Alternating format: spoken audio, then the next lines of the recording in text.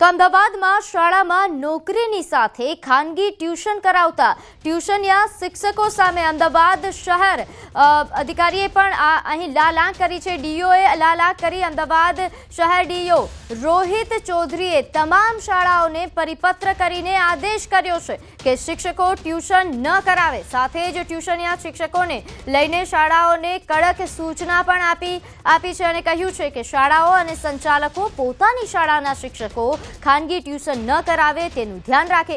ડીઓનો તમામ શાળાઓને આદેશ કરીને તેમણે એ પણ કહ્યું છે કે ટ્યુશનિયા શિક્ષકો અંગે ઓચિંતી તપાસ કરાશે। જો ખાનગી ટ્યુશન કરાતા માલુમ પડશે તો તેમની સામે કાર્યવાહી થશે।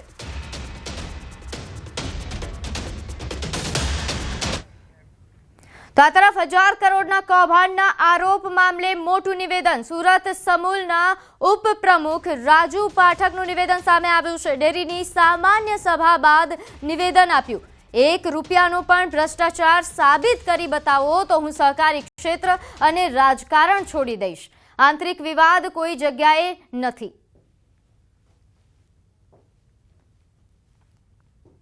હું જવાબ આપવા તૈયાર છું। જેણે આક્ષેપ કર્યો છે એ પુરાવા આપી દે। કોઈ જગ્યાએ કોઈને અમે ભલામણ નથી કરતા। અમારું જીવન ટ્રાન્સપરન્ટ જીવીએ છીએ, સહકારી પ્રવૃત્તિ ટ્રાન્સપરન્ટ કરીએ છીએ। 1 રૂપિયાનો પણ ભ્રષ્ટાચાર કોઈ જગ્યાએ કોઈ પ્રૂફ કરે ને આ જીવન રાજકારણ સહકારી ક્ષેત્ર બધું છોડી દઈશ। રાજુભાઈ, એ પ્રોજેક્ટ થયા હતા 1000 કરોડના, શું પોઝિશન છે? 1000 કરોડના પ્રોજેક્ટ જ નથી, પહેલા 430 કરોડના પ્રોજેક્ટ।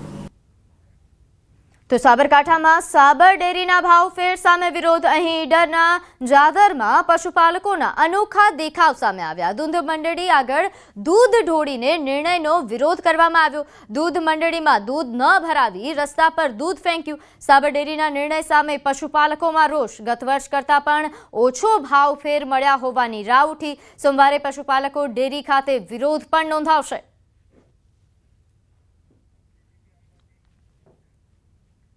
તો યુજીવીસીએલના સ્માર્ટ મીટર સ્માર્ટ બનાવશે કે કંગાલ તે એક મોટો પ્રશ્ન છે। અંબાજીમાં ચાની કીટલી ચલાવતા વેપારીને 1000ના બદલે હજારોનું બિલ પધરાવ્યું છે। માનસરોવર પાસે આવેલી ચાની કીટલી વાળાને દર 2 મહિને 800 થી 1000નું બિલ આવતું હતું, પરંતુ આ સ્માર્ટ મીટર લગાવ્યા બાદ 2 જ મહિનાનું બિલ એ 82000એ પહોંચી ગયું। જ્યાં 50 રૂપિયા 2 મહિનાનો બંધ મીટરનું બિલ આવતું હતું તેની જગ્યાએ સ્માર્ટ મીટર લગાવ્યા બાદ મીટરના યુનિટ એ 00 હોવા છતાં રૂપિયા 800નું બિલ ફટકારી દેવાયું છે। વેપારીએ કહ્યું કે આ જૂના મીટરની અવધિ ખલાસ થઈ ગઈ છે, માટે મીટર બદલવું પડશે તેમ કહીને મીટર બદલી નાખ્યું હતું।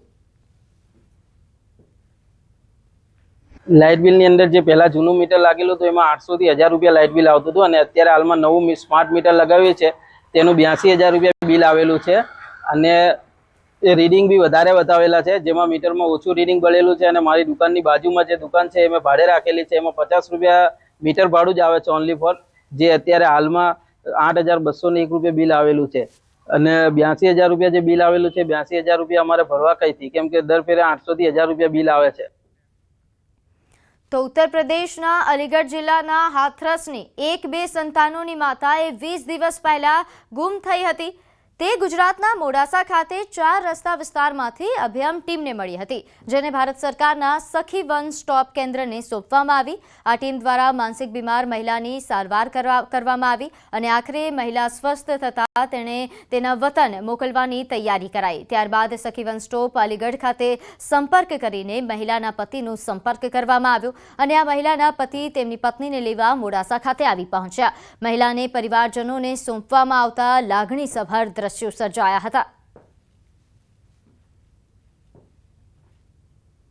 અહીંયા 30/6/2025ના સાંજે 8:44 એક જાટલ સીમા સુરજીત કરીને એક બેન આવ્યા હતા।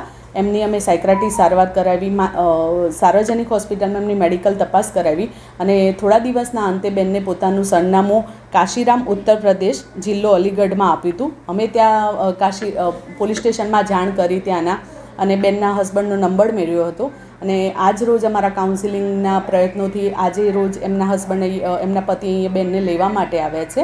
यहाँ मेरे पास फ़ोन किया है और बहुत सा प्रॉब्लम बता गया, तो जिससे मुझे मालूम पड़ चुका कि मेरी घरवाली यहाँ पे इसलिए मैं यहाँ पे आया और मुझे यहाँ पे ये वहाँ से घर से निकल आती है मानसिक दवा मूड की वजह से जी जी। यूँ समझो।